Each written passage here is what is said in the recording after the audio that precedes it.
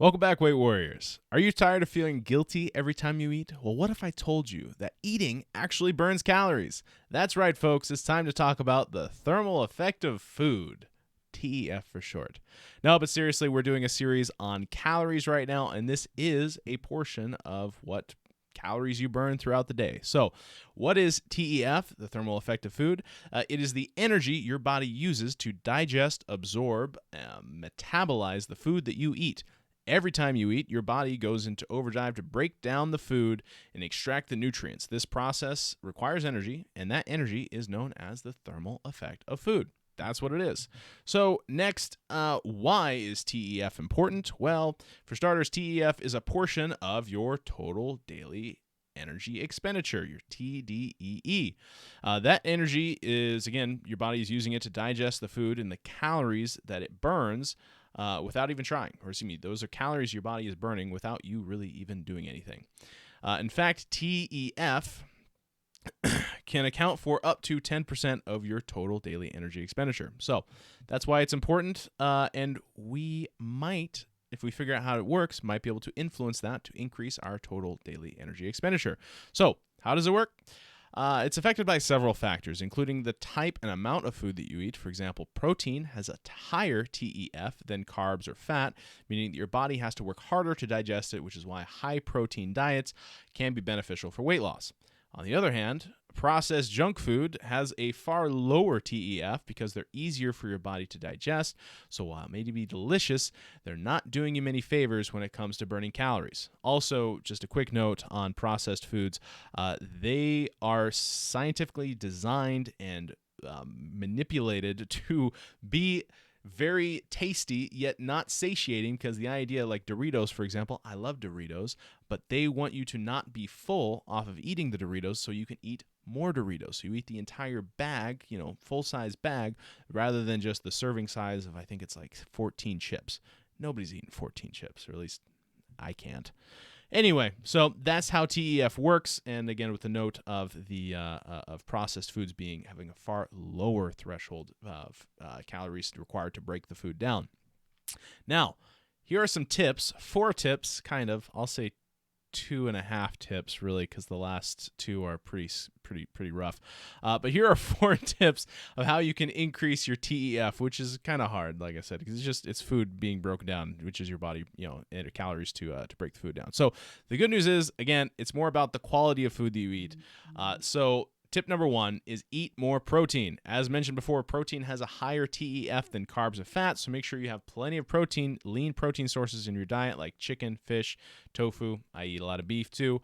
But again, protein, harder to break down, and will increase the TEF, the calories that you burn via TEF. Also, you'll feel more satiated if you eat protein or have a more higher protein-focused diet, and you won't lose as much muscle if you're in a weight loss journey like me. If you're eating an adequate amount of protein, again, studies show that you don't lose as much muscle in the process, which is all good things. So that's tip number 1. That's a real tip. Definitely try to eat more protein. Tip number 2, eat more whole foods. Again, as mentioned before, foods that have been processed. And again, if you think of it like this, there are 5 potatoes in a bag of Lay's potato chips.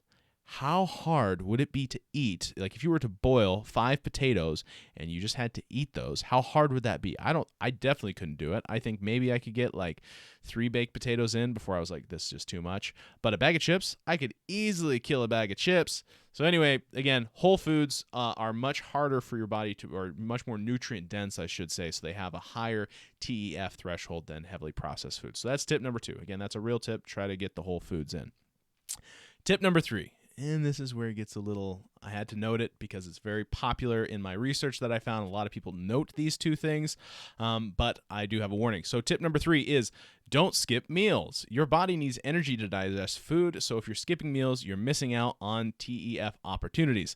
So this is where bro split eating came in to be.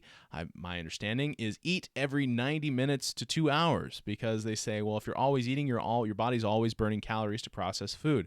And I even heard someone say it's kind of like a bonfire. Like, once you get the fire started, just throw a few sticks on it, or log on it every once in a while just to keep the fire going. But again, I think the intermittent fasting has probably a better results when it comes to weight loss. So tip 3, with a grain of salt. I don't think you should do the bro split eating every 2 hours, just my own take. But it was a tip. I wanted to share it, so that's that. Tip number 4 is even worse. But tip number 4 is eat spicy foods. Spicy foods like hot peppers, they say that it can increase your TEF and boost your metabolism. And they say that this because it has a bit of a thermal effect. I found the data to be on that extremely, we'll say, controversial at best. So take this with a big grain of salt and a dash of pepper.